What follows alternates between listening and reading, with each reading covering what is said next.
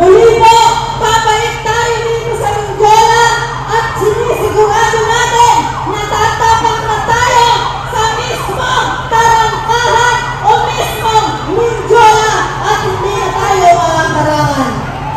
Uri mong gagawa!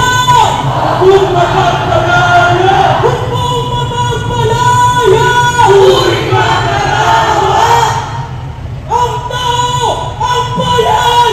Ngayon ay lumalaban! Ngayon ay lumalaban! Ang tao! Ang bayan!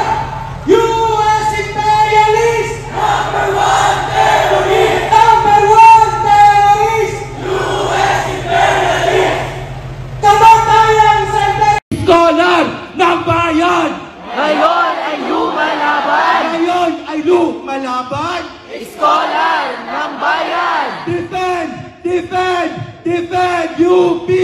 Defend! Defend! Defend UP! Defend! Defend! Defend Akad Freedom! Defend! Defend! Defend Akad Freedom! Marcos Duterte walang pinag-iba! Parehong tuta, diktador pasista! Parehong tuta, diktador fascista! Marcos Duterte, walang pinag-iba! Laban! Anak bayan! Isang mainit at mapulang pagbati po sa ating lahat na narito ngayon o sa kamagasigol na pagkimbaya sa ating kanal. O assalamualaikum tayo sa mga kapatid kong Muslim na narito at nakakarinig sa ating programa. Ikinagagalak po namin ngayon na narito kami sa National Capital Region mula Mindanao para irehistro ang ating mga lehitimong panawagan. Hindi nalalayo ang kahirap at pasistang rehimen ng Marcos Duterte sa mga nararanasan ng mga tao sa Mindanao.